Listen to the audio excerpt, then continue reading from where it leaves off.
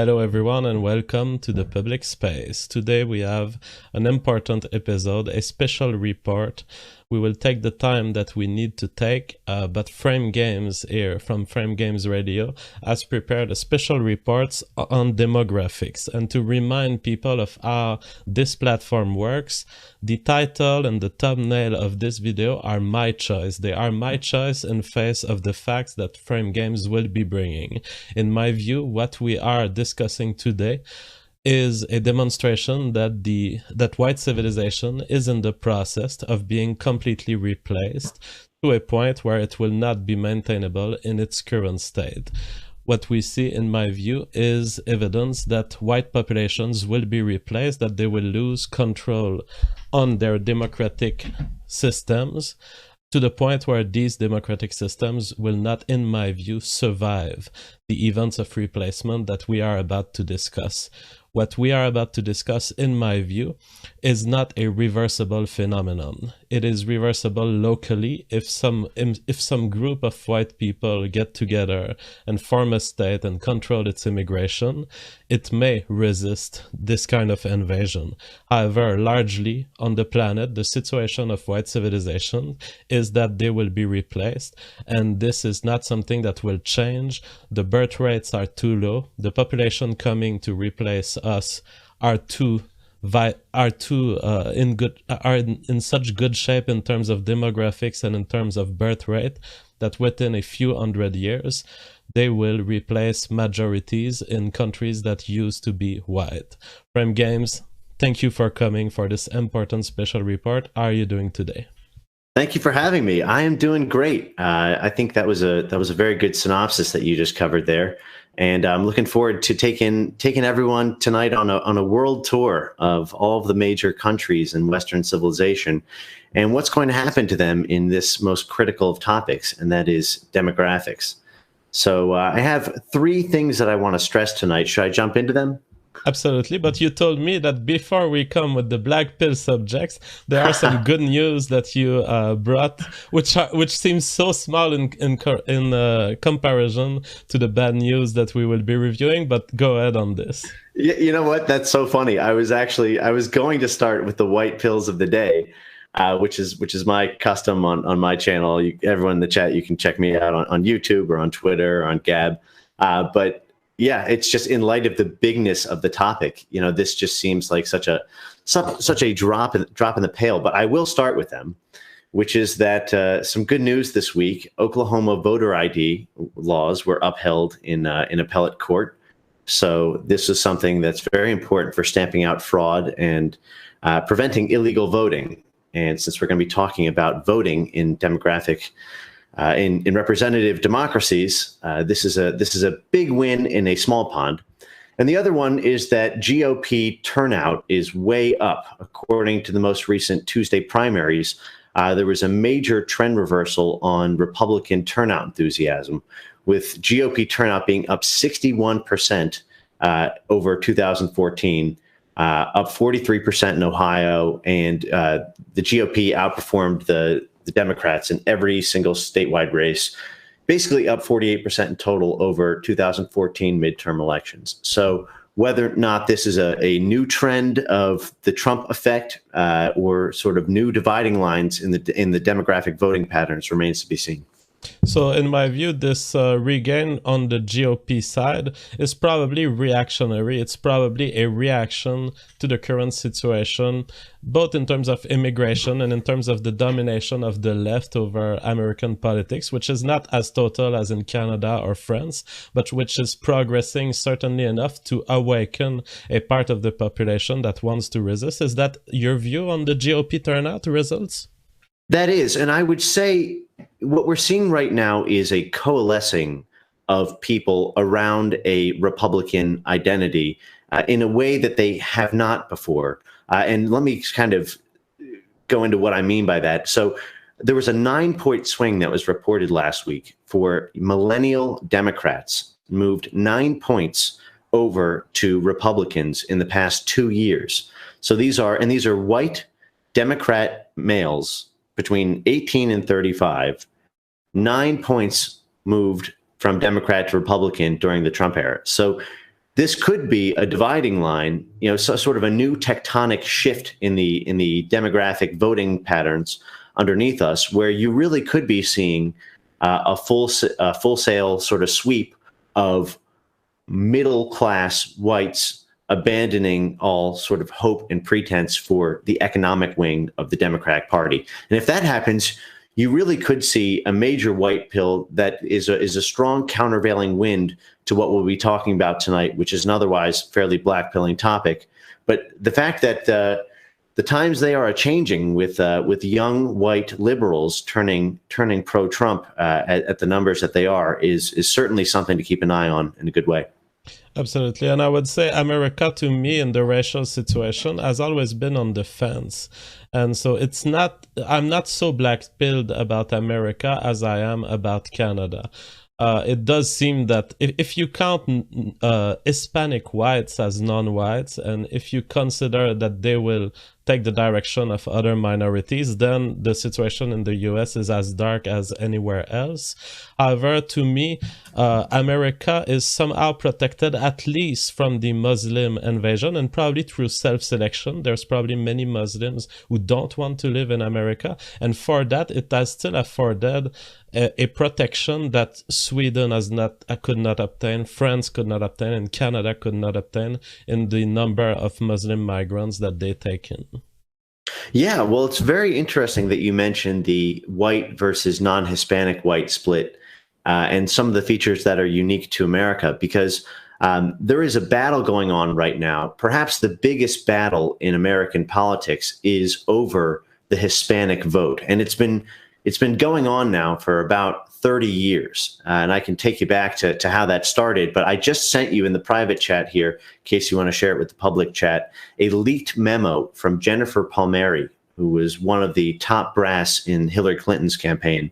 And it was a leaked memo that basically stressed how important it is to fight Trump on Hispanic brand loyalty matters. Because if you win the Hispanic vote, you will shore up a strategic win for generations to come. And so they, really talking about the way campaign managers look at demographics is similar to the way Coca-Cola looks at a ad on the back of a bus. I mean, they're really trying to shore up total brand loyalty, and if they can secure that, then you get hundreds of millions potentially of block votes, which is what has happened with the African American community. It's largely what's happened with the Jewish community, although there's a bit of a split with that. And it's what they're trying to do with the Hispanic community, who generally votes about 70-30 left wing. But the battle for this new majority coalition has been underfoot since at least the late 1980s. And it is the reason that you see the wheel of American commerce being wrapped around trying to win the Hispanic consumer, and all these identity politics geared towards the Reconquista happening in the American Southwest, which I'll cover here. Absolutely, and this memo confirms that it's not a conspiracy theory or some spooky theory that the link between immigration and democracy is being used by people who are working in the system of democracy. Either they are supporting parties or they are directly agents of a party. Here, the memo that you sent me from the Center for American Progress, it has recognizable names that were exposed partly through WikiLeaks released about the Obama and Clinton organizations, and they are effectively strategizing to gain migrant votes, which of course is a reinforcement system. It's a feedback loop. The more you get the migrants on your side, the more your party will do more immigration. It will loosen up the rules for immigration. Then more migrants come in until the system crashes, which we haven't seen yet, but we are headed toward this.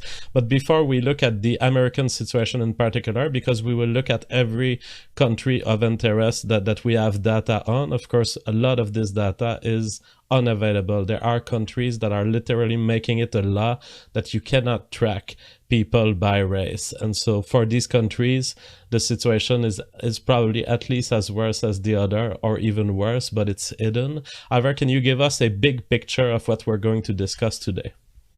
Sure thing. This is like a reverse Colbert Report, except it's it's on a bit of a more serious topic, but sure. So there are three things that I want to stress tonight in this special report. So the first one is there's a reason that democracy and demography sound so similar. They are essentially one and the same. The demography votes in the democracy. The will of the democracy determines what you will do as a country. Hence the saying, demographics is destiny.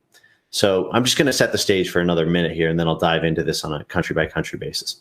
So in a representative democracy, which is what every Western civilization has, that's one person, one vote, political power comes down mostly to the sheer number of bodies.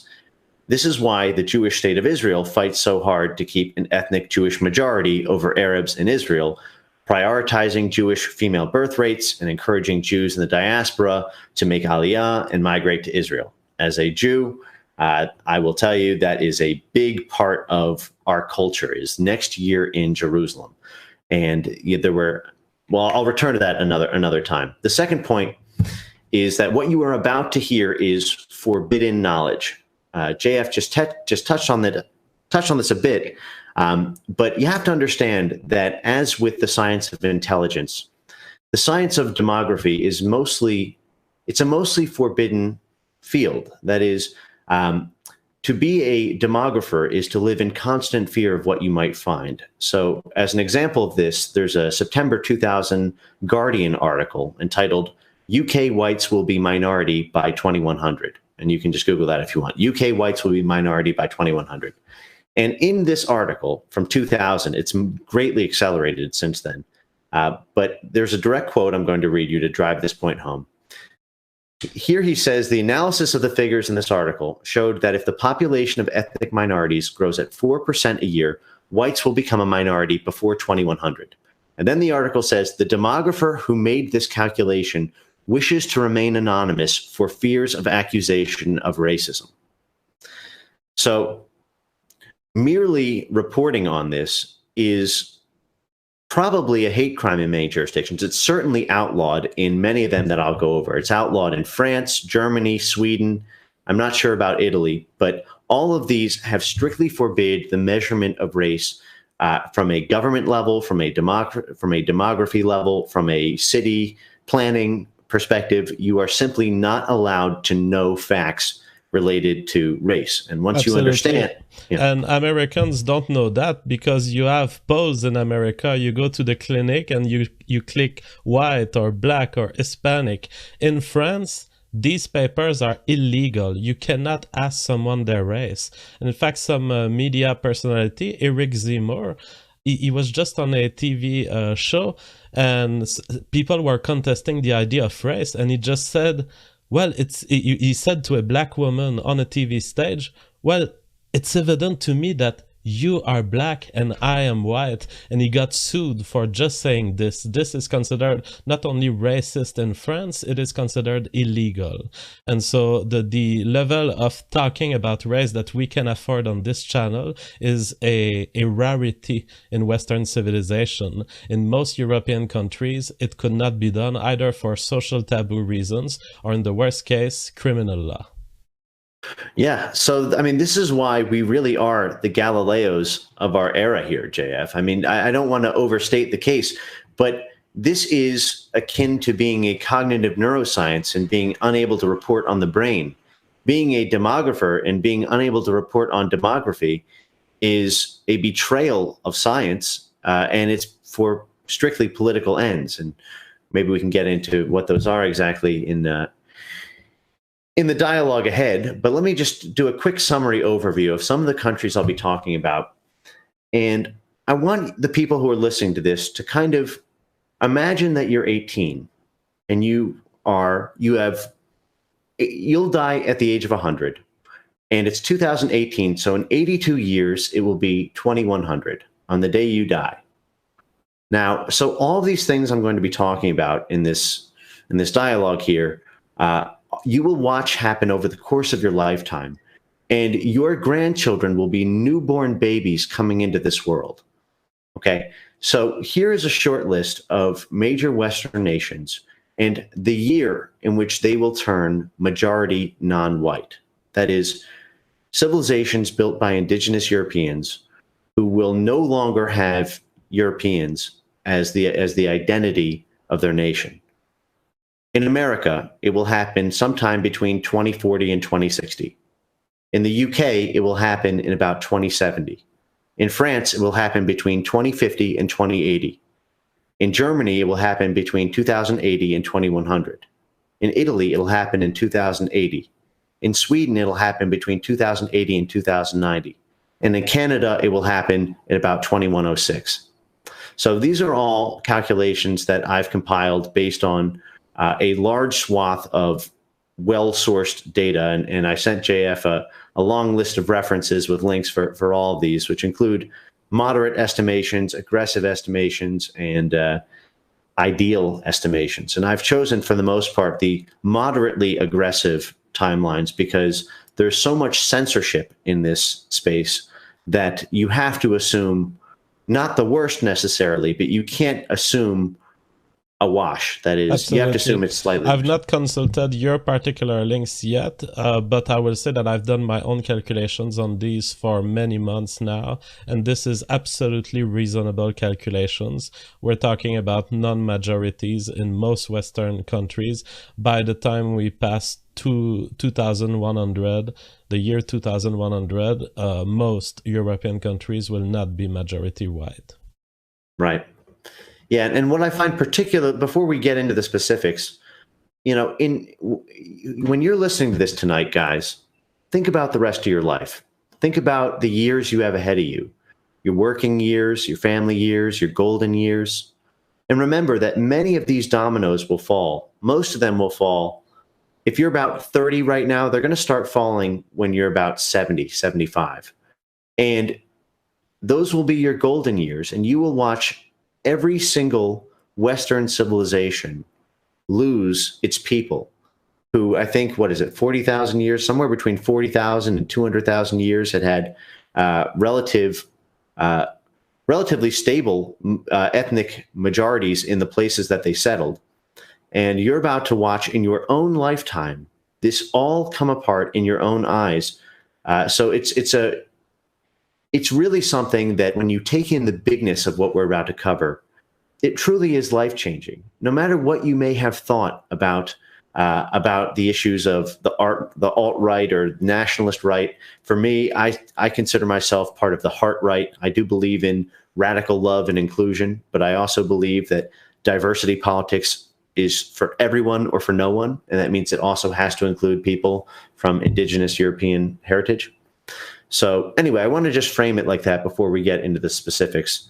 And before we get into the specifics of each country, I will say the picture that we see here, if I look at this as a biologist, I look at it's amazing that it will happen in our lifetime, but I see the world over much larger time scales. I see the world over 50,000 years. And what historians and biologists will retain from our time is that people have emerged, the human species has emerged somewhere, probably Africa, at least as far as some of the Homo sapiens genes go, and then there may have been some crossbreeding with Neanderthals. What we will retain is that populations have spread across this planet over something like 10,000 years to 100,000 years. They have spread in all places. They have made these places more habitable. And the people who survived, the more distant people, the more people were traveling, the more they were selected for special skills. The Inuits were selected for their capacity to survive cold. White civilizations were probably selected for IQ. Asian civilizations too. But what's happening, what we see happening right now, is that this gain of IQ and this selection that has happened will be retained in history as the mere thing that allowed people to heat up the place, to make it more habitable for other, more productive breeder to eventually replace them. Yeah, I mean, I certainly think the evolutionary biology perspective is very instructive, especially when you start considering the role of identity politics and ethnocentricity in all of this.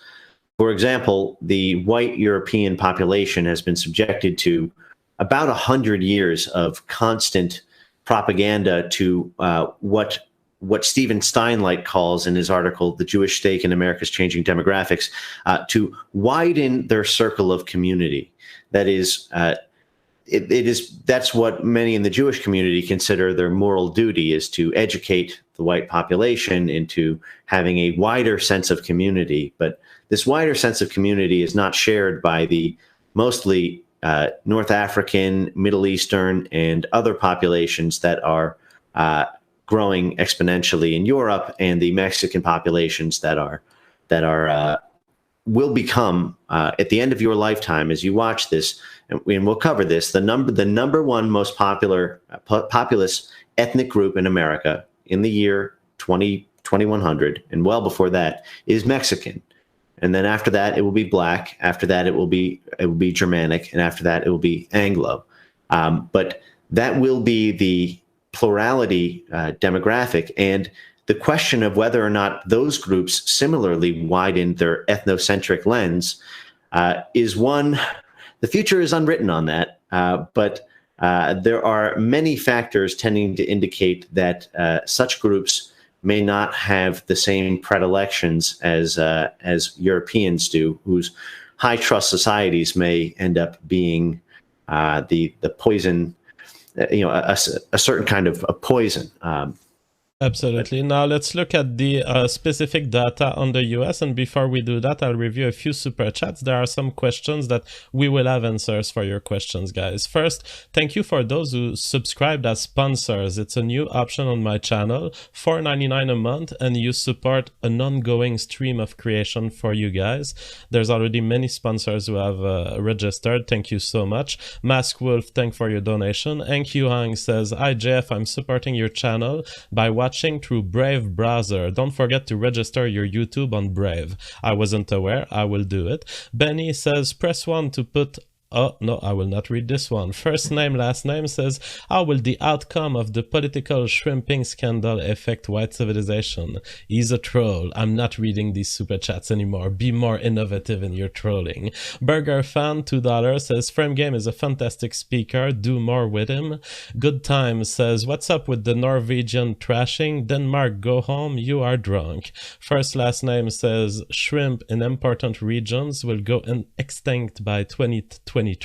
Still trolling. Jodo says, what's the plan? Benny says, it's hateful love. Norwegians are our brothers. Peanut says, topic for your next debate.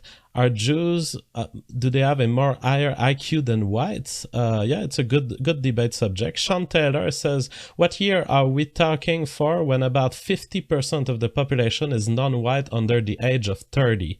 That will be the real tipping point, and it will come much sooner than 100 years. Yes. I think that we will have an answer to this, but I think it's essentially right now or very soon, right, Frame Games? Yes, in fact, that's going to be the first topic we cover, is the concept of demographic momentum. And I just sent you a link in the lobby to a YouTube video. It's about 2 minutes, and it describes it very well for the audience, in case you feel that would be appropriate. All right. Well, if you can explain us, I will leave the link in the description, but if you can explain us what the video says. Sure. So what he's referring to is the concept of demographic momentum. It's an extremely important topic in the study of demography. And what it says is that even if two populations are the exact same size and they have the same number of children, the population with the younger age structure will reproduce substantially more because so many of its members are pre-reproductive. So as an example of this, in the USA, the 2010 census data showed that the median age for whites was 42 years.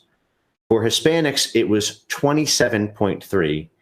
And for populations marking more than one race, it was a staggering 19.9. So you're talking about populations that are twice as young as the white population. And even though that they may have... it may look like there's some degree of parity right now, what you'll see in 20 years is a parabolic snowball effect. Absolutely. And that's why raw population numbers are not as telling as key factors like the one you mentioned, the age of the population, the momentum, and also the age at which women start having babies, because if you can compress your generations within 18 years instead of 27 years, then if it accumulates over 2 or 3 generations, you'll end up with much more people emerging from the women who produce babies when they are 18 versus the women who produce babies when they are 27. So demographics and its relation to birth rates is all the key. The key part is the reproductive age of females and the span of this reproductive age. Yeah, no, that's very true.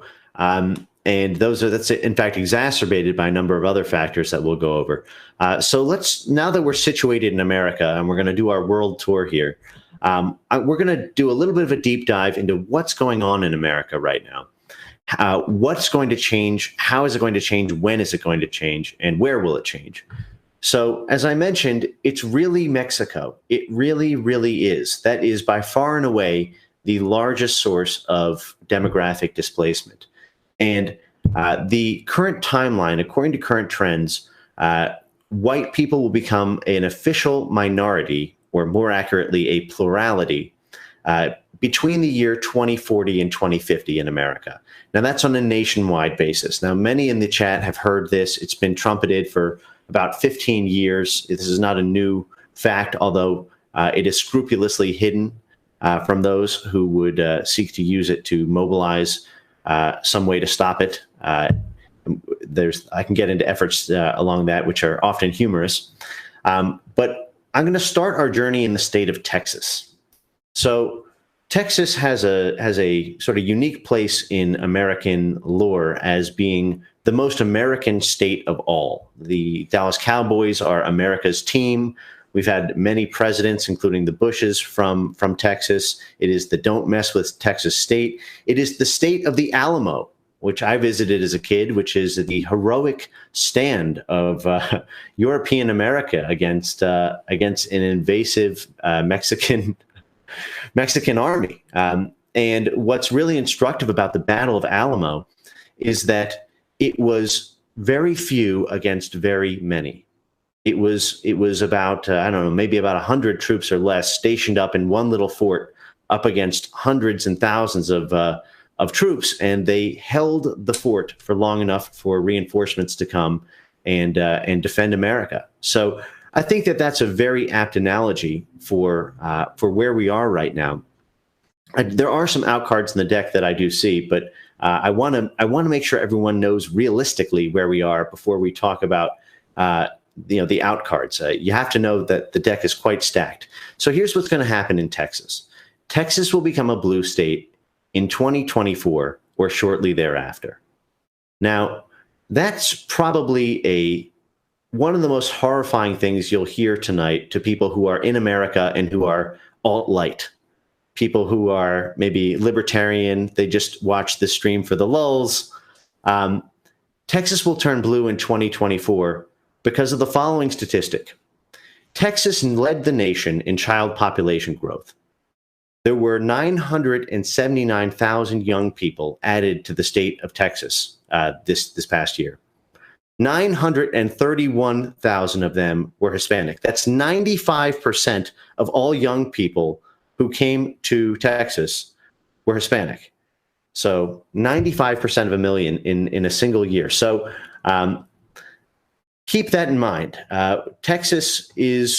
Once Texas turns blue, it will do the same thing that California did, except there will be no place to run. In fact, you can argue there was no place to run after Reagan granted amnesty in 1986 and gave up California, because after that, there was true SJW identity politics on a mass and unforgiving scale. You can only imagine what will happen when Texas falls the same way. As many of you who followed me for some time know, you can start with South Africa as a pretty good blueprint, then go to Zimbabwe, then go to Haiti, then go to Detroit, then Baltimore, etc. National politics will be forever twisted in 6 years. You have 6 years. You don't have 60, you don't have 100. You have 6 years before this changes your life forever. So, and this is one of the reasons why even moderate estimation, which we abide by, which are based on birth rates and current immigration, all of these are underestimations of what will happen. Because what will happen when Texas is a blue state? Well, there will be more leftist policies. There will be more demands for immigration. There will be more contestation against the wall. And so whatever we tell you today is in some way, because we don't include these democratic shifts in our calculations, is probably the best picture scenario, and reality will almost certainly be worse than this and faster than this. Well, part of it is because as it's happening, there will be many efforts from the inside to accelerate it.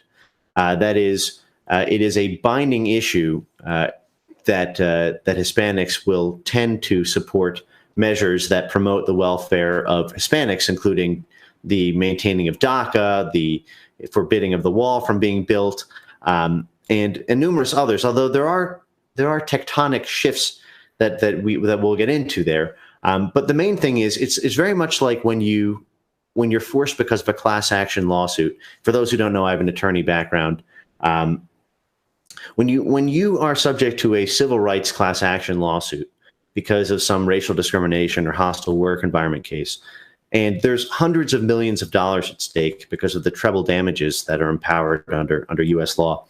Often, what is done as part of the settlement is an agreement, a binding agreement by the executive board to bring on more diversity to the executive board, not just to diversify the down ranks.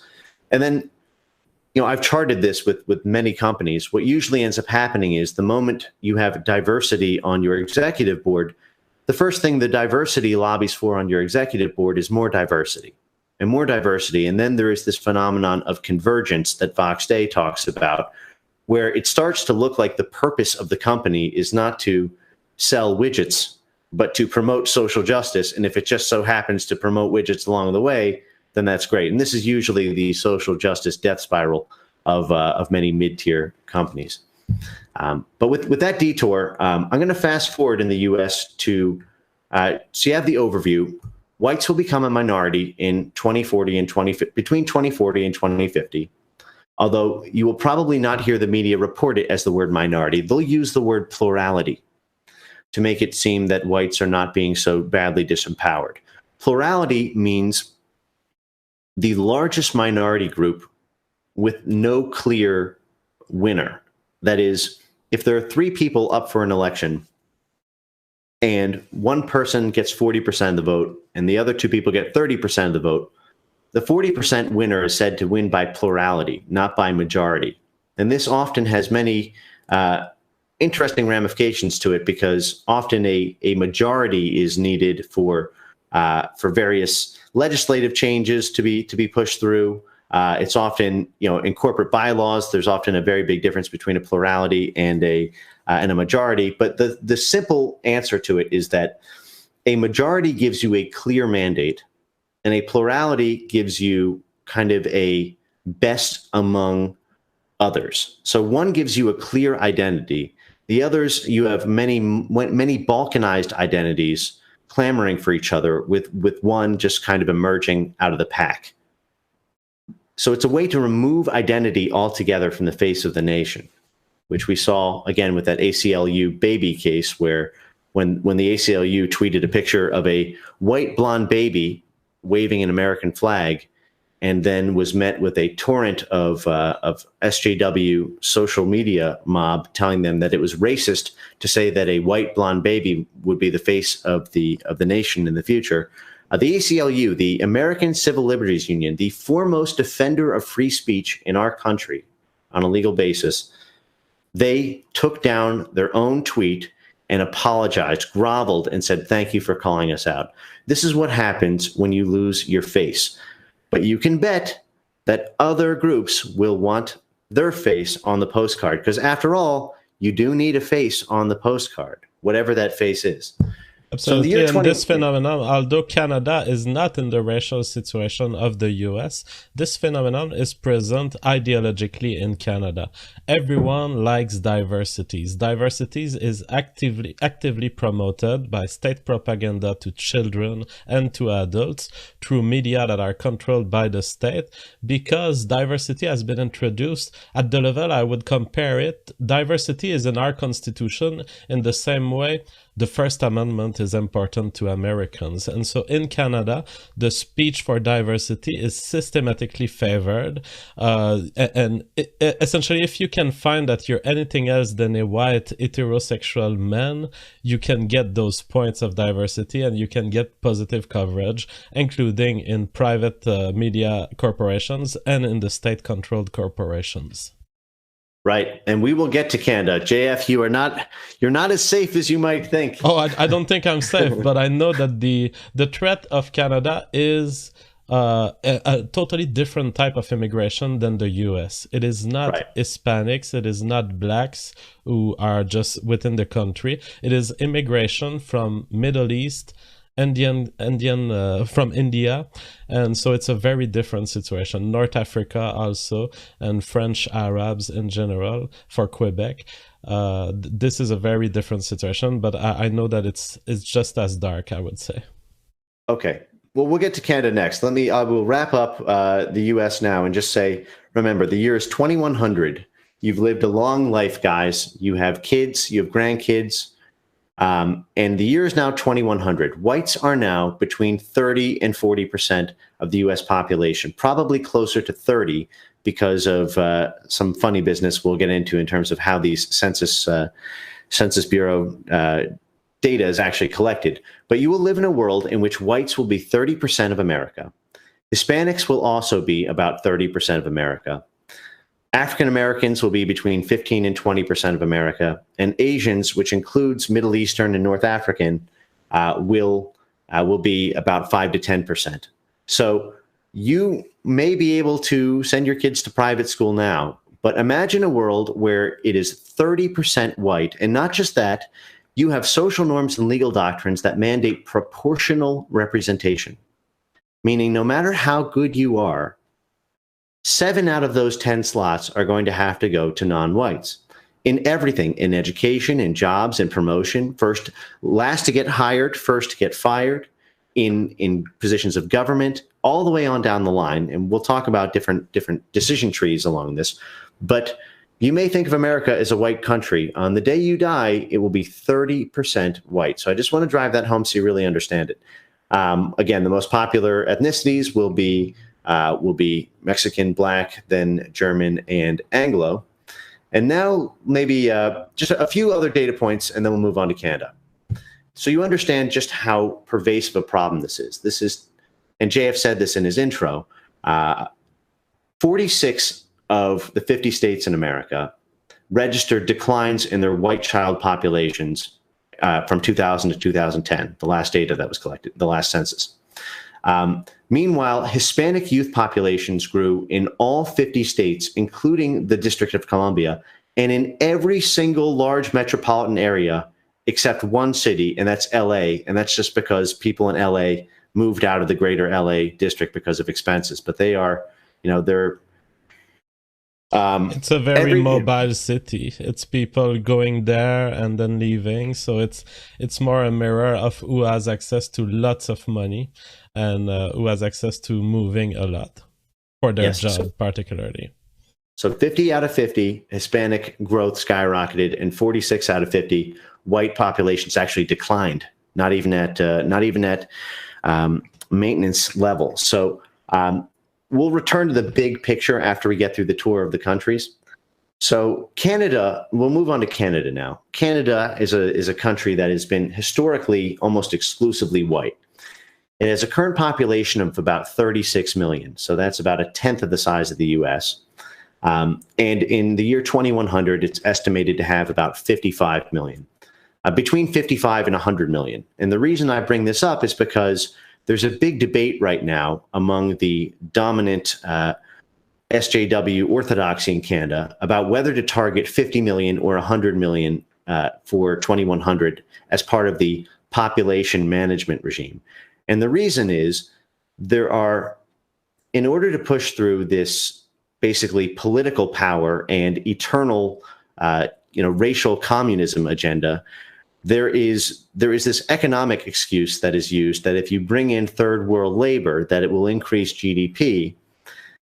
Meanwhile, they will all vote for the party that let them in. So it's basically a way of secure. It's basically like doing the African National Congress in South Africa. That's what they did. I mean, it's all racial politics, and then they use economics on occasion as a means to solidify solidarity with demographic bloc voting. So anyway, if 100 million is the targeted population for 2100.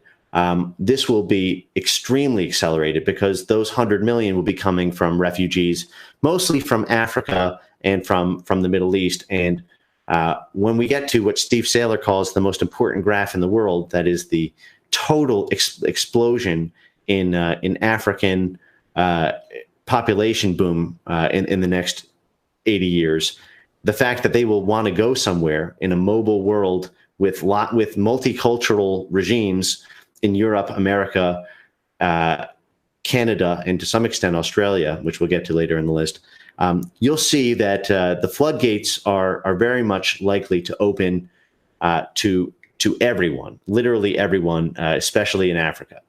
So, and there will also be countries that will resist to waves of immigration. Maybe nationalists will win in some countries, and this will just make the situation of refugees worse for those countries like Canada, who I cannot see how Canada could cut itself from immigration. And so these countries will be faced with even more suffering, even more people requesting in, and they will be cucked by other countries which may have taken the nationalist route, if any does. Right. Yep. In fact, there was that interesting case of Israel trying to move the 30 to 40,000 Ethiopian refugees or African refugees out of Israel. And I think where they were going to park them after some negotiations about parking them in Europe, I think they were going to park them in Canada. And I think Canada was going to open them with open arms until left-wing Jewish factions actually stepped in, like J Street, and said that they wanted a better deal. And then you also had the right-wing parties in Israel and the Likud party who were saying that not enough migrants were being kicked out from Israel. So they're taking some time to basically regroup at their political capital to dump it on Canada then. When your race survival relies on leftist Jews that live among you, you are in bad shape. Yes, probably not negotiating from strength, I'd say. So Canada has some interesting schizophrenia with respect to its racial demographic data. Generally, they use the phrase visible minorities rather than black or white or Middle Eastern in their data. And so according to their own census data, 50 years ago, the percent of visible minorities in Canada was, what do you think it was, JF? Take a guess. It was very little, because I remember that all of my ancestors, my fathers, my grandfather, they give me the picture of a very homogeneous Quebec and Canada. I would say it must be below 5%. Yes, that's right. So currently, the percent of visible minorities in Canada is 19.1%. 50 years ago, it was just 2%. So. 50 years. We switched from 2% to 19.1%. That's a 17% gain. In terms of percentage of increase, we're talking about tenfold increase in 50 years. Yep. And you can guess what side of the acceleration curve it's on right now. So this is by 2031, the number is expected to grow to 31%. Vancouver and Toronto are expected to become majority minority cities, meaning white minority cities, with 50% non-white minorities in Vancouver and Toronto by 2031. So that's 13 years away. In 13 years away, Canada will be less than 70% white. and its major capital cities will be non-white, just like as what happened in London, which now has a higher crime rate than New York, higher homicide rate. Canada as a whole will turn non-white majority by the year 2106, according to the work of the University of Laval's Patrice Dion, who is a statistics Canadian official. So this is a little bit of wrongthink that he published, but by 2100, only 20% of Canada will be white. Does that shock you, JF? It is shocking when when you feel that culture, and probably, what's the saddest thing? Probably 14 years old in Canada will not be shocked by this, because I think they've been sold the multiculturalism of Canada so much that they will enjoy it. But for me, who has been educated in an environment where it was racially homogeneous and Quebec culture was something important to us, it's absolutely shocking. 20% in 2106. So you might live to see that day. I mean, especially with, modern technology, you might watch in your golden years. See, what I'm trying to do here, guys who are watching the stream, this is time capsule night. What I want you to do is I want you to avoid that feeling when you're 70, 80, 90, and you're watching every single Western domino fall, and think to yourself, you know what? If I'd done something, if I charted a different course when I was 20 or 30, I could have done something. I could have organized people. I could have streamed on YouTube. I could have written a book. I could have started a local club. I could have talked to people at university. I could have done something 60 years ago. That's what we're trying to tell you on the stream right now. Now is the time. This is the Alamo. But let me tell you some more of... Jeff, have you ever seen the movie Butch Cassidy and the Sundance Kid? I didn't.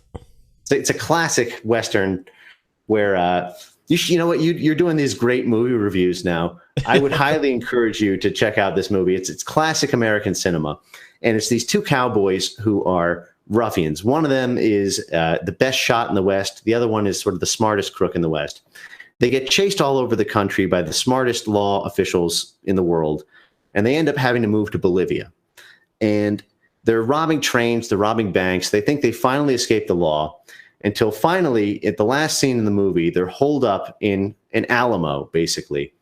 And they go out guns blazing, thinking that this is just another firefight. But little do they know that they've made so much noise over through Bolivia and through America, and with robbing so much, that the entire Bolivian army is waiting for them. So tens of thousands of troops are waiting for them outside, and they're just two people. And the movie ends with these artillery blasts, just total overkill. So that's sort of where we are right now. If you wait another 20, 30 years to take this issue seriously, you will find yourself like Butch Cassidy and Sundance Kid holed up in Bolivia, because you will be surrounded by such a demographic snowball that if one politician decides they want a 15% white tax as reparations for the legacy of slavery or Jim Crow or Holocaust or whatever you name it, you will not, that won't be a joke. You will have 20% of the population to try to resist that with. And 150 years ago, there were as many whites as blacks in South Africa. But when apartheid ended and it became representative democracy, one body, one vote, then there was absolutely no way to prevent the sheer parliamentary vote of expropriation of your homes, your tractors, your land. Total lack of law enforcement. That you may have a feeling of security in your current societies. These societies and these rules have been made by white people. There is never a guarantee that the people who will replace your descendants will be as grateful and as kind to you as your ancestors have been to them. That's the ultimate weakness of white civilization. It's too kind. And if I had to make a bet, it would be that any other group of people will never be as kind to whites as whites have been to immigration of all kinds. Yeah, I can't think of a single historical example that goes against the point you just made. So, and I've been doing this a long time, so that's exactly right, and it's how I feel too. So just so you're keeping track on the scoreboard: America in 2045, Canada in 2100. So let's move now to the UK. So according to 2010 research, the census data from 2010, the latest one, found that white Britons, defined as white English, Welsh, Scottish, or Irish, will be a minority in the UK by 2066 if immigration continues at the current rate, and by 2100 if it doesn't. So it'll be between 2065 basically and 2100 that the UK becomes non-white, possibly much faster than that, because again, these are fairly conservative estimates. So already 45% of the population of, I'm sorry, London is now majority. That was 2011 data. As of 2017, whites are now no longer the majority racial group in their capital city, London. You had in 2016, mothers born outside the UK accounted for 30% of births in England and Wales. The name Mohammed has been the most popular baby name in England and Wales every year since 2011. I mean, the list goes on and on and on. But essentially, you're looking at UK will fall between 2065. So you're looking at 45 years basically, and ever increasingly along the way. And one aspect we've not covered is that in some of these cases, Canada and the UK, there is a coordination in minorities, particularly of of Muslim populations. These people also have ideological programs that they can share. And so you may find them not too invasive in your life if you live in a neighborhood where there's some Muslims, but we're talking about a major population shift, and at some point these people will gather in mosques and they will coordinate politically. Yeah, and I also want to just say as a disclaimer, to the chat and to people who are watching this, I don't think that, I was just in Hungary, and there's a substantial Muslim population there, and there's no unrest that's really being caused by the Muslim population there, because they're not organized. I mean, to me, the demography matters, but it's really when demography is matched with identity politics, that is the organized political power that mobilizes an ethnic group or a religious group into a block vote that votes purely ethnocentrically and is basically an unshakable internal block. That's when you start getting warring coalitions. I mean, Hungary has issues with gypsies, but by and large, the Muslims there, they own their halal shops. They sell, kebab, and they get along very well. In fact, I interviewed a number of locals in Hungary while I was there, and it's instructive to keep in mind that when we talk about this, I come from a position on love of all this. I do think that if Western civilization can weather the storm, that technology will allow us to all kind of maybe transcend this, in a century or two. If we can not go back into the dark ages, as would happen to Iran, Iraq, Lebanon, Haiti, Rhodesia, and all the other list of. It's hard to know whether you're trolling Frame Games. It's like, of course, there's all these facts and there's all these examples in the past that have not worked, but maybe it will work. Well, it's the difference between deterministic and probabilistic, right? I'm trying to stay as quantum as possible, right? Like this is not set in stone. Take action today if you're watching this, all right? Like red pill one friend, to make it your personal mission. In the month of May, get one friend red pilled, one friend or family member. If you do that, if everyone in the stream does that one thing, you will have started your own snowball. So anyway, we'll move on to France now. So again, every time I'm going to reiterate the scoreboard. America turns non-white in 2045. Canada turns non-white in 2100. And France is going to turn non-white in about sometime between 2050 and 2080. Now, France is interesting because France prohibits using any ethnic data for any government purpose. It's very much like Sweden or Germany. But there are some wily crime thinkers on the internet who have, much like a 4chan "he will not divide us" operation, have used the constellation of stars to deduce the data that I'm about to tell you. And it's pretty shocking. And it's also one of these things that will creep up on people who are not watching this stream very suddenly, because most French people don't have access to this data. It will be called hate speech on whatever AI algorithms detect it as such or are flagged as such on social media, and their demographers would be jailed for talking about it. So anyway. And as someone once said to me, there's a reason why you make certain speech illegal. It's because it's shocking and people don't want to hear it, the people who make those laws. And so it is a shocking situation. I can't wait for you to describe the situation. Yeah. So in France, the constellation was figured out as follows. So there was 2009 data that was released. Now, again, this is 10 years old at this point, that estimated that there were about 4 to 7 million Arabs, 3 to 5 million blacks, about 1.5 million Asians, and about 600,000 Jews. And that those estimates as of 2009 constituted about 22% of France's population. So that was 10 years ago. It was 22%. And again, remember these parabolic slopes and remember demographic momentum. So France does medical statistics regarding the percentage of newborns who are screened for certain diseases that are endemic to certain ethnic populations. So, for example, sickle cell or Tay-Sachs. So sickle cell, black Frenchmen are screened for sickle cell. And so one way to estimate population data is to simply accumulate medical records for newborn babies. So that's what the renegade demographers have done to cull the data that I'm telling you now about France, where again it will become majority non-white in between 2050 and 2080.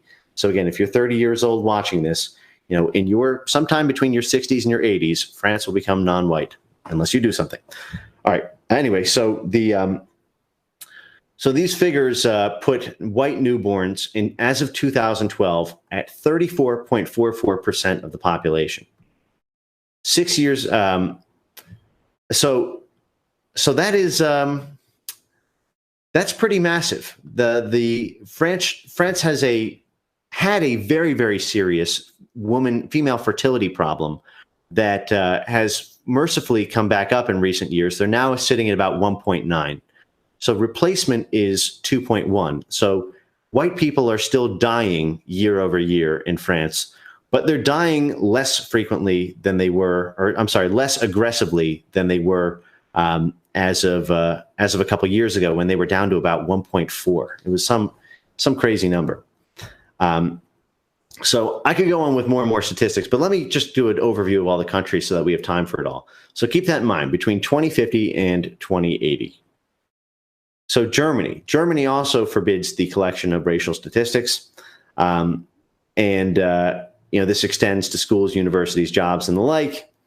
But still, using the constellation of immigrant data, which includes country of origin, and then assuming an average white European birth rate, there will be a non-white majority in the 20 to 30 age group within 4 years, and minority status between 2080 and 2100. So we're talking by 2022, Germany, the most vital part of Germany, the young people between 20 to 30, in 4 years, there will be a minority majority. Yes. In 4 years, yes, that group will. What you'll have is the last vestiges of sort of white European, I don't even know if you want to call it a white European sort of political power in Germany, just because it's such a co-opted state for so many reasons. I mean, it's really, it's kind of like a neutral player character. It's like it doesn't have a mind of its own. The will of the German people has absolutely nothing to do with the political decisions of the people there. SWAT teams kick in hundreds of homes a month for hate speech and other thought crimes. But in 2017, Frankfurt became the first German city where Germans are a minority. So the glorious history of Frankfurt is now a non-white city, and that just happened last year. So, what's especially interesting when thinking about trends is here's a quote from the Germany's development minister in 2016, who proclaimed that Europe has barely even seen the start of the migrant influx.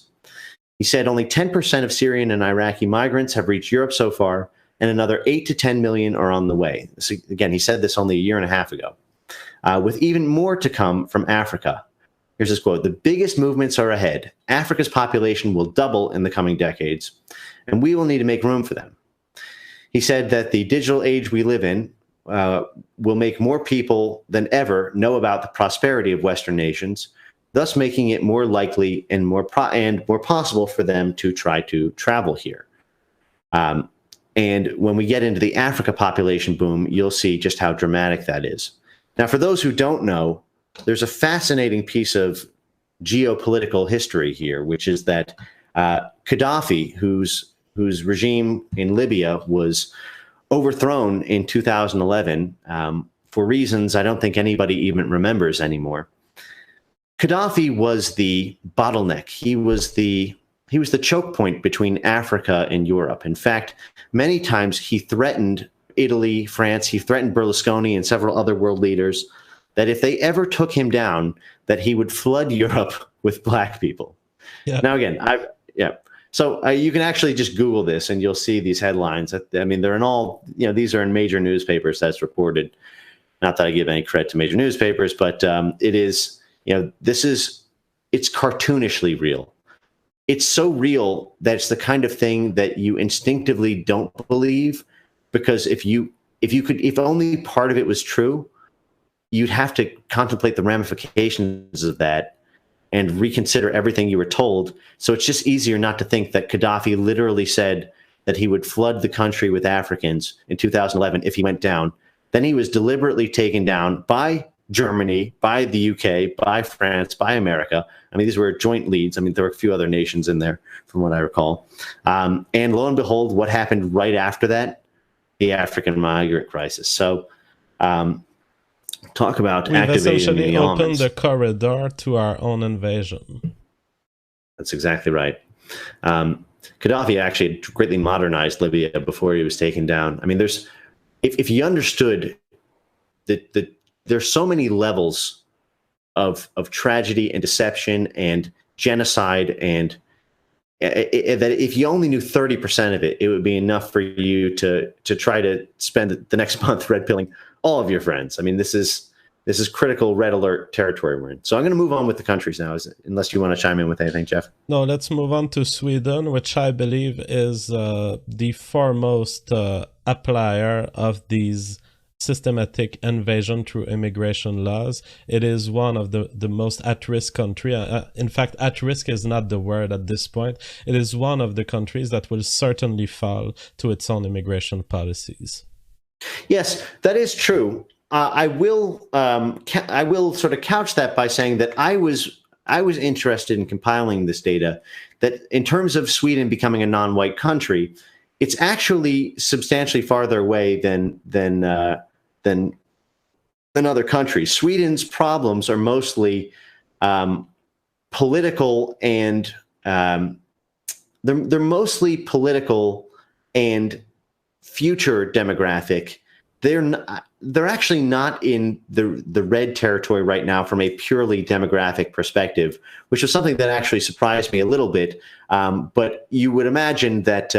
Okay, let me just dive right in. So well, I'd like you to tell me the data, because I'm very surprised you reached this conclusion.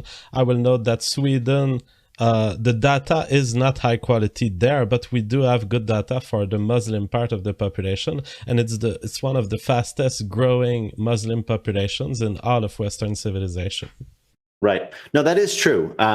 But it started with a smaller amount than countries like Germany or France or the UK took in. It was fairly recent that the gates swung open for Sweden. I mean, there was a open gates policy in many European countries, sort of long before it hit Sweden. Sweden was sort of a homogenous, feminist, socialist country for about a decade before the ethnic issues hit the way they did. And the reason that we hear about Sweden as such a horrible, the reason that it's so infected the way that it is because you did that movie review of Demolition Man. I mean, yeah. Sweden really is, you drop one Wesley Snipes in Sweden, and there's no way to deal with it. There's no legal repercussion. There's no cultural norms. It's just, if they get through the gate, the whole cell gets,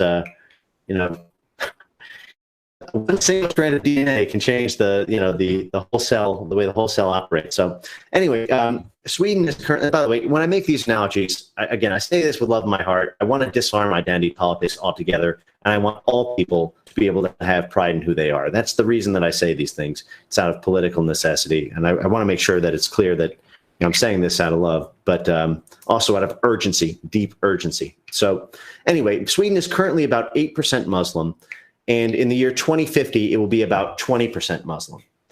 So that is, and part of it is because these are very new people here, right? It's not like, we're still in sort of the end of stage one of the demographic momentum, whereas other sort of countries are more in stage two, where the snowball's already gotten rolling. So the proportion of people with a foreign background, though, is approaching 30% of the population, even though only 8% are Muslim. This is because Sweden takes in a large number of immigrants who are actually European. So they take in a lot of Poles. So a lot of what we hear about ethnic Swedes being imminently minority in their own country, which is imminent, ethnic Swedes will become a minority at about 2060.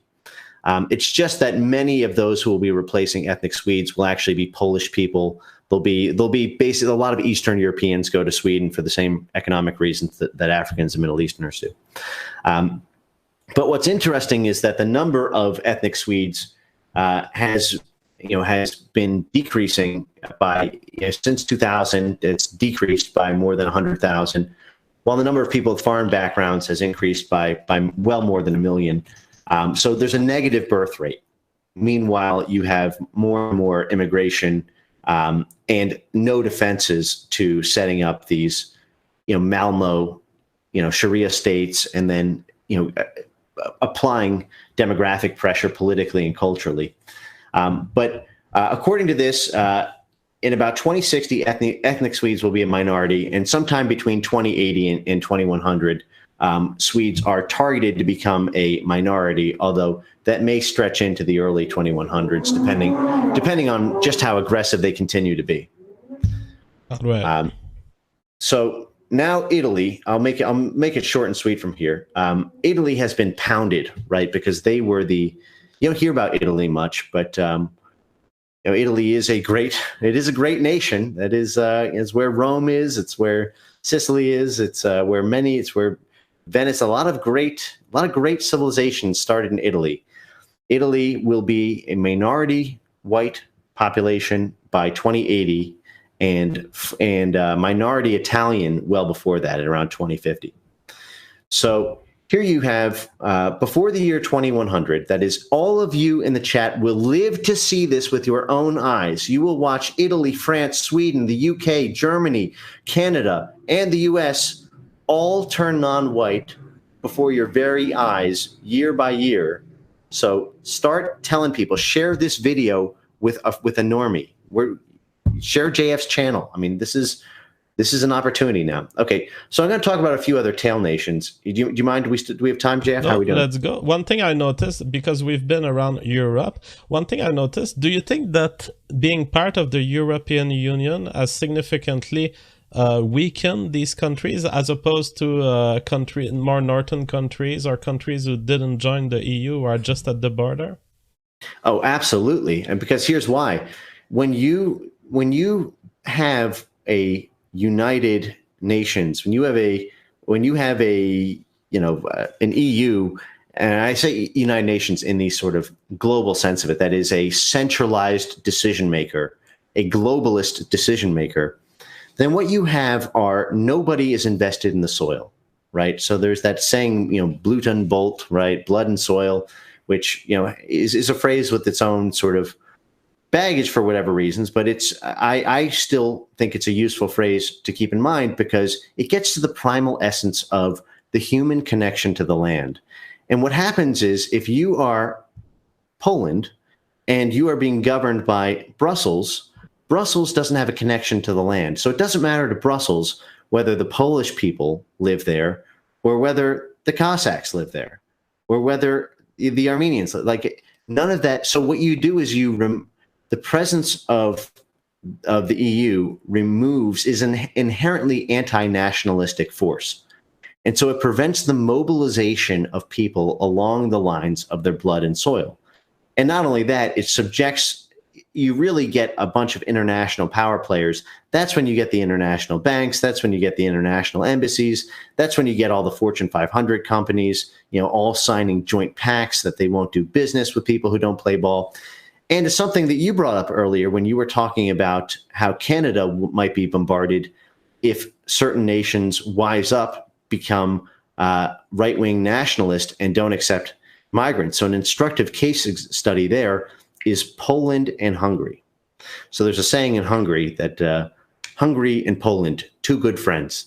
It's like this, evidently it's this ancient, very simple saying that I just find it very funny. Like that's just, but sometimes you need to be stupid to make a mistake at the level that Europe is making. Common sense protects you. A lower IQ often protects you from the kind of stupid errors you can make by trying to get too cute and too smart. As a chess player, I know that firsthand often, but whatever, I won't get into that. Too many asides. So let's move outside Europe. And before we do that, I will read a few super chat. There is so much of them.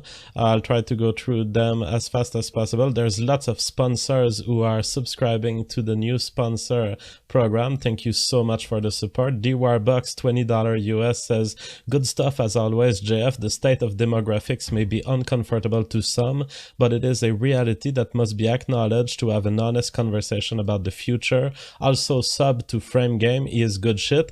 His link is in the description below. He does awesome work on YouTube. He's one of the most in-depth YouTuber and the most underrated YouTubers. He is extremely serious about reporting information. He is a true journalist of the public space and you should subscribe to him. DL $5 US says, can you guys talk about Africa's population being 4.4 billion by 2100 and what will happen to the world? We might cover this. Adolf Funkler says, JF, what's your opinion on the PB, the Pitbull question? Talk to Venti about it. Pinkies out for their furor. We must secure the existence of white pinkies. On Pitbulls, honestly, I don't like these dogs. I don't like violence. I don't like the idea of breeding a dog into existence that is more violent than the others. And so I'm kind of a Pitbull exterminationist. Breakoff Animation says, envious of your work ethic, JF, keep it up and some. Benny says, demographics are like an avalanche. Jerica says, what happened to the Warski channel? High dislikes, what did I miss? Has he deleted a recent video? Yes, he did. I went today to talk to him, so watch the stream, the community of today on his channel if you want to see my discussion with him. Ghost of Nicolo says, great show, remember the Alamo and remember San Jacinto. God bless the Anglosphere and God bless the alt-right. LM says, what impact will automation play in these demographic trends? At some point there must be some kind of correction. Will UBI be the release valve? Honestly, I don't think that technology will play a role other than improving the lives of people where it emerges and therefore dragging more demands for migration into these places. I don't think that fundamentally technology will affect the birth rates that we're talking about. Hooper Croton says, fundamentalist Christians, oops, there's more super chats that have shown up. Fundamentalist Christians have much higher birth rates. Does FJ advocate them? I would say yes, that is right. For example, in the US, that's what gives me hope in the US. It's that the religious Christians seem to be involved in birth rates that are almost to the point of a Muslim in Canada, for example, not to that point, but close. And so this is what gives me hope in America. Frame Games, did you look at the birth rates for religious people in the US? I did a little bit. I looked at old data. I actually didn't for this sweep, but I do know that statistically, those who are religious have more kids than those who are atheists, and it's actually a fairly linear chart. That is, the more religious you are, the more you tend to have, the more children you tend to have within that. So, for religious Jews, Orthodox Jews have more children than Reformed Jews. Religious, Mormons have the most kids. Religious, the sort of large Catholic family, if they're practicing Catholic. I don't have the empirical data on hand. I remember being moved by it during my libertarian phase years ago. Feels like many moons ago now, but I do think that is a very solidly backed up fact. And Nathan Dedinger says, well, this is all terrible stuff. Yeah, the idea now is to either do as much as we can to stop this and reverse it, which is very unlikely, or wait for the fall to get our bit of land as an ethno-state. Kev OSS says, immigrants needed for aging population, economy. The RSTN podcast says, hold on to your white orbs until 2070, sell the rest. Young Cordera says, more than 2K viewers on a channel with 38K subs. Kudos, JF. Thank you. First name, last name says, everybody share this video with your family. Benevolent Tyrant says, watch Children of Men. Our future will resemble it. In fact, there are many movies announcing what we're talking about today with facts, and maybe one day I will be doing a review of them. Titan, $20 Canadian. Thank you so much. He says, why isn't force a viable option to counteract this hostile and genocidal immigration program forced on us in Canada? When will force be morally justifiable action? It seems obvious we can't vote ourselves out of this mess. Well, my answer to this is, why would you use force as a first strike? Use your right to exist as a basis for your philosophy. Advocate for an ethno-state if you think that this is the solution. Advocate for separation, for secession. And if you don't get what you want, if you see that you receive a violent reply to your desire, your legitimate desire to exist, then you will be much more justified in responding. Don't be the first striker. Talk about your existence, think about it, and build your political philosophy around it. But don't hesitate to reply when you are the victim of acts of aggression. Caesar did nothing wrong says, question for Frame, is the White Mother Fertility Fund still in the works, or are we just waiting for Jurassic Park technology release to bring back whites in 200 years? So Riley Wolf says, thanks for having Frame Games on. Great content. I think upcoming economic collapses will have massive consequences on demographics' future. What happens when no welfare? Hail Papa JF. Yeah, that's another reality that we haven't covered, but this whole immigration system being costly to societies, it leads to a reinforcing loop, but a reinforcing loop that maybe will bump on a brick wall at some point, Frame Games. At some point, this system is not maintainable. Are you still there, Frame? I think we lost him, so we will wait for him to come back. Tijuana Foreplay says, not to minimize concerns over Latino immigration. To ease your despair, not all brown people are alike. Hispanics are not Muslims. There's huge hope in that. Take heart, I'm kind of an expert on this. I agree, and nothing that we've said should be interpreted as everyone of a just because they can be labeled as a minority being the same. We're not saying they're the same. We're saying there's something disappearing from this world, and it is white people. Psych Drac says, love your work, Frame. Do you have any ideas on alternative methods of making digital donations that won't be frozen by activist payment processors? I don't know if Frame has an opinion on this. I do. I guess that Bitcoins. Yeah, we lost you for a while, but you're back. Sure. Yeah, so I think, you hit the nail on the head. That is the promise of cryptocurrency. Although, as a sort of avid follower of that field, there's a lot going on with it. I think that there's still a chance. There's still currencies like Monero and Verge and a number of other ones. But Bitcoin itself is now totally trackable. The SPLC and Hate Watch can all basically do They can track Bitcoin transactions through a large network of affiliate transactions, tracking where something came from and where it's going, keeping sort of a longitudinal tab on it, and then wherever the money first came in, it all gets backtracked. So Bitcoin is no longer anonymous, but there's still the promise that cryptocurrency may, and I do think that that's a good point about economics, and I've thought about this a lot. That's one of my out cards, along with genetic engineering and giant death robots. All right. Helen Sabatino says, will the results of the Italian election make any difference, Frame? What if Italy deports 600,000 migrants? I heard George Clooney got out of Italy.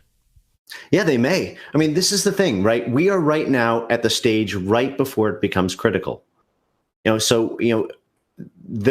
there is a large national swell of sentiment in the next 2 to 4 years, then this really could be disarmed. I mean, if you had identitarian politics emergent, and then people in politics who are then able to use the hate speech laws that SJWs and other identity bloc groups instilled as protections for white interest and an enshrinement of white identity, you could actually see a tremendous amount of political power being poured into it. But it's instructive to see what's happening to countries that are currently trying to do that, like Poland and Hungary.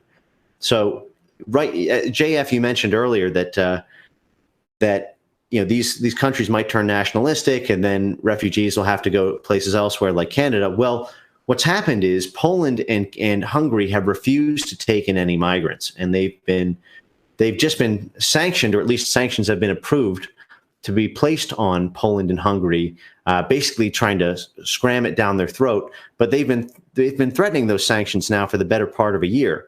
And the fact that they have not been pushed through speaks to the fact that there may be a level of resistance power here that we may be underestimating in our tendency to sort of look only at the black pill side of life. So I think that what happened in Italy is absolutely amazing and wonderful, and really it's all going to be in the follow-through. What do they do with that momentum? Do they use it? Do they build on it? Or do they use it as a stopping point? Is it the last hurrah, or is it a stepping stone to go towards true equality? That is truly letting people have being able to be treated as human beings and not just as second-class citizens in the nations. I admire your positive outlook on this situation. However, my response to the super chat is no. And yes, Poland may survive, but most countries will be affected. They will voluntarily subscribe to the migrant crisis, and as you point out, these countries who take up a part of the pie of cost of refugees or migration of immigrants, they will start saying, hey, why am I taking all of that cost? And they will start repressing violently other countries. We're talking about sanctions right now, but history of humanity tells us that if a country shows a little more nationalist pride than others around it, it ends up being ganged upon by the other countries, because every country wants the countries around them to be taking the migrants. And so I say I have a much more negative outlook, and I don't think that it's possible to stop the waves of migrants that we're seeing right now.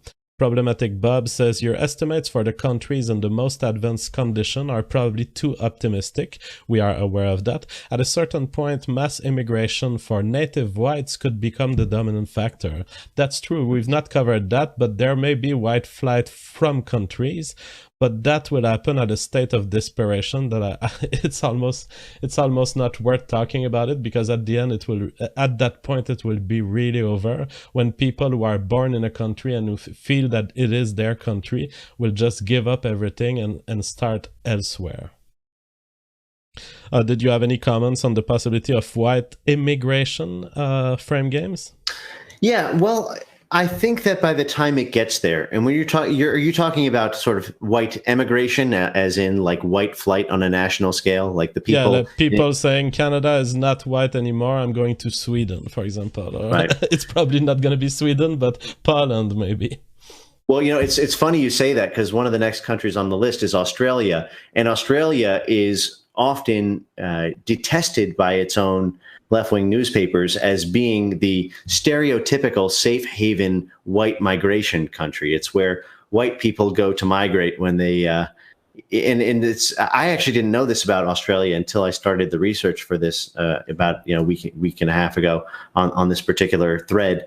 Australia had a whites-only immigration law that they started in the 1830s, and it wasn't until the 1970s that they actually did away with it. But Australia still has it still has the sort of reputation as being it's a lot like what libertarians said they do with New Hampshire. Like, everyone moves to one state, and then you just control that one state, and now finally you have autonomy while the rest of the world kind of gets its just desserts. I actually think that China is going to play a big role in this. I think that emerging technology is going to change a lot of this in the next decade or two. I think that once you're able to change IQ with a designer baby, which is 5-10 years away, you're going to start seeing an evolutionary arms race with China, because China is extremely eugenic. And in order to compete with China, Western countries might need to start adopting eugenic policies. And that's sort of something that might actually kind of turn the boat around in a very weird but very realistic way. I think if that happens, you're going to see it from the poor whites will certainly immigrate, as they're trying to do in South Africa. But really, the rich whites are going to sort of, there's that meme about what does the future look like? It's a Jewish Asian overclass with a mixed race underclass clicking sponsored content all day. So I consider the sort of high IQ and sort of high income, historically white families to stick around in their gated fences and basically extract profits from the underclasses, where they'll continue to own their businesses. You actually see this in South Africa, right? I mean, South Africa, I think white people still own like 70% of the land, even though they're 10% of the population. I mean, we always think about the atrocities that white South Africans face, and they are absolute ungodly atrocities at a physical level, at a legal level. At the same time, they are much more industrious than the people around them. And so you have this ridiculous inequality where they own the overwhelming lion's share of the land. The same thing will happen in Italy. The same thing will happen in France and Canada. You're not going to import people. All right, so we have Alcibiades saying, you're redeeming all French people, JF. Jodo says, don't forget about the domino effect. Once one country falls, the others will follow much faster. Mark Gendelman says, do you see Western militaries taking over in the next 10-20 years so that the brown hordes don't take control of nukes, etc.? I think that militaries in Western civilization might participate to civil wars. I think 10 to 20 years is a very short time scale for this to happen. However, in the next 100 years, there may be militaries, including the military of the US, which may be confronted with a serious civil war, with a divide between a multicultural force and maybe a divide within whites. Some whites may be being on the side of building an ethno-state and seceding. Some whites may be on the side of building a immigration allowed and multicultural country, and it would be interesting to know what side the military would take in this. But I would say it's hard to make a predictions on this, because the side the military takes is contingent on many historical factors. It's very hard to predict decades in advance. Valentin says $50 US. Thank you so much for the donation. He says, I was born in Romania, but I moved to the US at a very early age. I've been around Romanian, Russian, and Ukrainian immigrants my entire life, and I have noticed that their birth rate seems to be quite high in the US. Is this simply anecdotal? Well, I would have to do more research. I don't know the extent of their religiosity. I wouldn't be surprised if the people you're talking about are religious, and if there's an increased birth rate, it could be associated with Orthodox Christianity, but I don't know. Controversial Matters, £5 says, who's going to protect Israel when whites are gone? That is a very good question, and that's why I say that many of the Jewish communities who support immigration in white countries, I don't think they realize the extent to which their decisions are unfavorable to their own existence and the existence of Israel. I don't think that they realize that one day a Muslim majority will take over a nation that has nuclear weapons, and France may be the first one. And so I think it's a very good question, and it's something that Jews who support immigration should think about. Frame Games, are you back? Okay, we lost Frame Games. I think he's having problems with his internet connection. So let's keep reading some super chat. We have Leecher, €5. He says, newsflash, primitive races have primitive reproductive strategy, a strategy of very high reproduction, hoping some of their offspring will survive. Hello. Hello, Frame Games, you're back. So I have one last super chat to read, and then we can continue on outside Europe, what's happening. Vinny S, $50. Thank you so much for the donation. He says, does the fact that many Western nations with nuclear power will be ruled by minorities with different agendas, does that escalate the possibility for nuclear war? In my view, it absolutely does. I believe that some countries with nuclear weapon will be taken over by democratic forces who will be coordinating religiously, will be part of global religious networks like the Muslims, and it's not looking good for the outcome that this will result in on the planet. Yeah, I mean, I actually think that will likely be resolved just through intelligence and basically shutting down systems through cyber, basically through cyber warfare, cyber intelligence, cyber hacking. And I think that you can shut down a nuclear program. And we're certainly not far away from the era when American and Israeli technological dominance is so intense that if Zimbabwe tries to develop a nuclear program, we wouldn't need to roll up with tanks. We could just, we could probably just unplug them from basic technological infrastructure. I mean, I think especially with the advent of AI, a lot of this is going to be proxy wars rather than direct military conflict. My God, Frame Games, you are such a positive man. I don't share at all your positivity on that. These countries will have their own intelligence system, and they will be able to learn the technologies that white civilization has developed. And think about it in this way, okay? To make a nuclear bomb 50 years ago, you needed to have a certain IQ. To make a nuclear bomb today, you can do it with a lesser IQ. And this threshold IQ for making technologically advanced weapons of mass destruction is going down every year, because a bridge that could be built 100 years ago by a genius engineer could be built today by a basic engineer, just because the knowledge gets refined, the education systems get refined, so that we can train less and less intelligent people at doing more and more advanced things. That's what's happening with cybersecurity and with weapons of mass destruction. And a nuclear bomb is extremely simple to build if you can refine the uranium. And so I don't share at all your positiveness, but I appreciate it. So just one quick response to that is that, remember, you need to test nuclear bombs. So anyone who develops a nuclear bomb is going to have to test it to make sure that their technology works. And anytime they test it, now you've got 100 countries are going to be able to detect that instantaneously through satellite and seismic reading data. So I think that's. But all right, I'll let that aside. I mean, yeah, a good terrorist can build a shotgun-type nuclear bomb, a gun-type nuclear bomb, which is two sufficient mass of nuclear material that collide with each other without making a test. Yeah, I know what you mean, but I don't think that you measure the ease with which weapons of mass destruction will be constructible within the next 100 years. So let's get outside of Europe. And let's talk about Russia.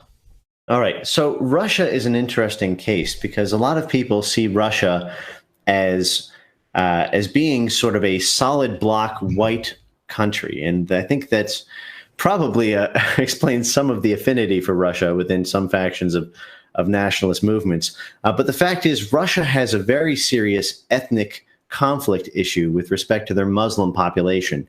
And it is actually huge.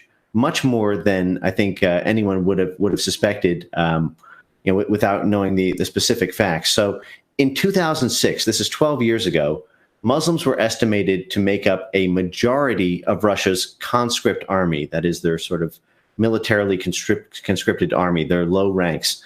And by 2020, that's 2 years away, will be 20% of the population.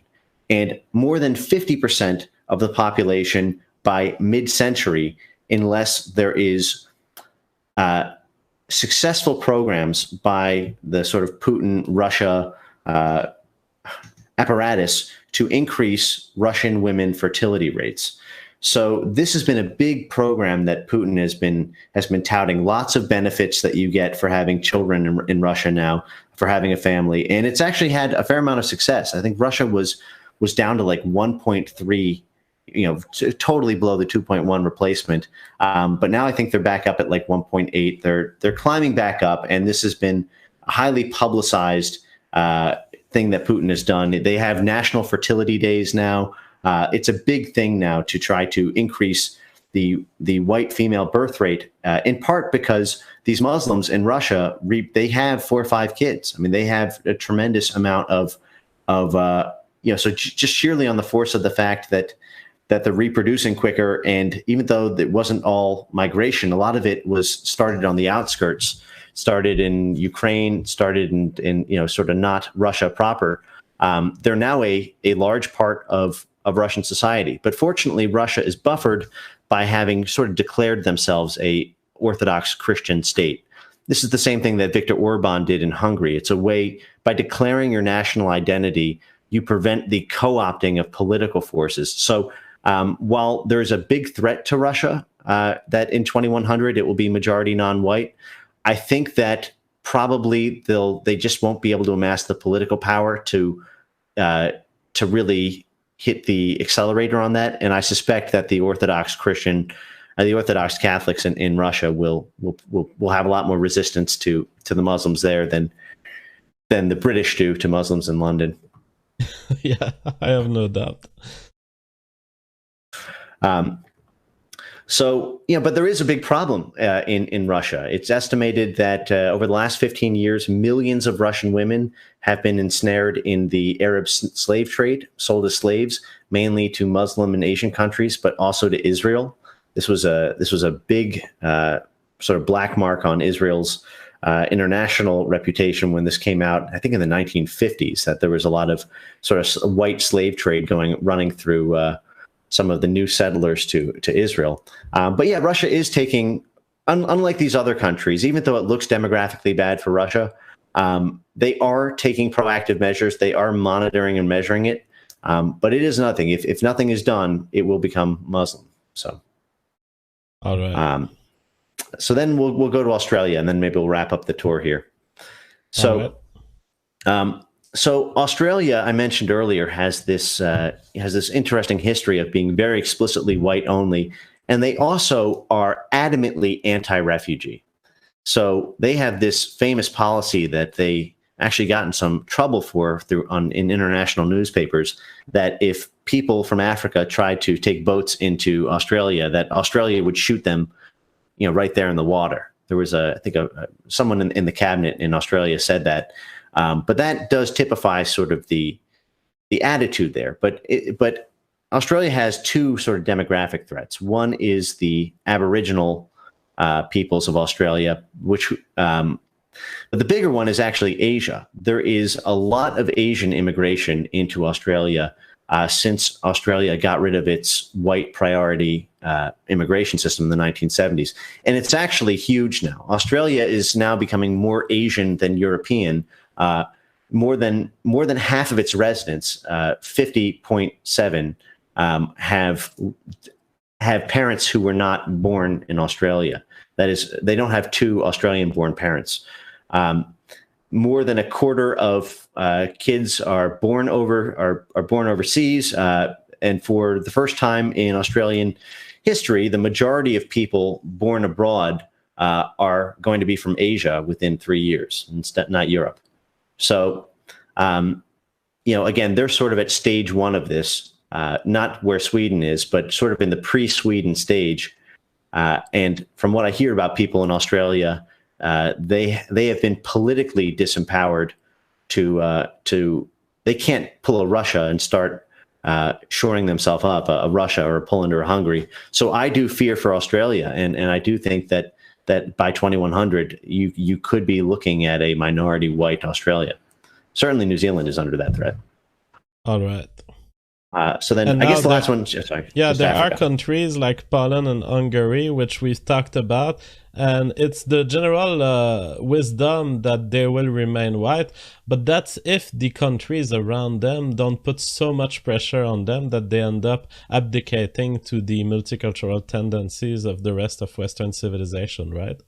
That's exactly right. And I'm watching it like a hawk, because if you remember, Poland moved to do the first anti-Jewish hate speech law. That is to say, if you remember, Poland decided they passed in parliament a resolution that would make it illegal to attribute blame to Poland for the death camps during World War II. And this is effectively a way of preventing Poland from being blamed for any war crimes, and also stymieing the entire cottage industry within Poland that regularly extorts it for money and political favor. So Poland has been gutted in the post-war period by organized Jewish groups like the World Jewish Congress and many others. I can go into in another stream maybe. They have been shaken down, not just in terms of their treasury, but at a political level. And Poland has sort of teamed up with Hungary and Russia to some extent to kind of form this phalanx against a number of the anti-identitarian and pro-diversity policies. And this was a huge deal when Poland passed this resolution. It was really the first time anyone since 1945 has taken any sort of organized action about the Holocaust or about blame for World War II that does not toe the sort of World Jewish Congress line. And what ended up happening was all the Israel ambassadors flew to the U.S. and they demanded that Trump threaten sanctions on Poland if Poland did not renege this law. So it was a huge thing because there was a lot of political will for it. It even went through the first phase of Congress, but then Poland ultimately scrapped the law from the books and said, okay, listen, we still like it in theory, so we're going to come back to it in a couple of years. But basically, Israel and the U.S. strong-armed Poland getting out of the extortion racket that is the diversity industry. Now, they hadn't been strong-armed on migrants yet, so they're somewhere between those two levels in terms of their political strength. All right, so we will conclude on that. What I will say is I've titled this stream The End of White Civilization because the facts that are brought to us today are, to me, an extension of the white race, at least in terms of its power over its countries. And to the extent that other people coming in will use our societies as shells, but that they will not be able to maintain these shells in the state that they were before, I do consider that a lot of this data speaks to the end of the existence of certain countries, of certain ethnicities. And even if these ethnicities survive in local areas, I think that they are losing political power, which is a key to self-preservation. That's why I decided to call this stream that way. Frame Games is a man of facts. He comes here and he drops these facts, and I greatly appreciate. But I, as a communicator, I have a duty to let the audience know what I think about this. And what I think about this is that white civilization it's not even at risk. It's that the path on which it is currently engaged is certainly leading to a loss of control of its own countries and its own capacity to regulate in a way that preserve its own existence. Maybe a few thoughts about the solution, because we have a super chat from Jonathan Leporati. He says, what can we do today to best make change in Canada? It seems we truly need protected speech and a stronger conservative identity, not just PC neocons. I personally, I'm a very nihilistic and negative guy. I say there is no way you will save Western civilization countries. What we can do is develop local areas, flee the world that is building around you, and create local communities where arbitrary rules can be applied through a sense of community. What if a old town was white people gathering together and saying, our town will look like Western civilization used to be 50 years ago?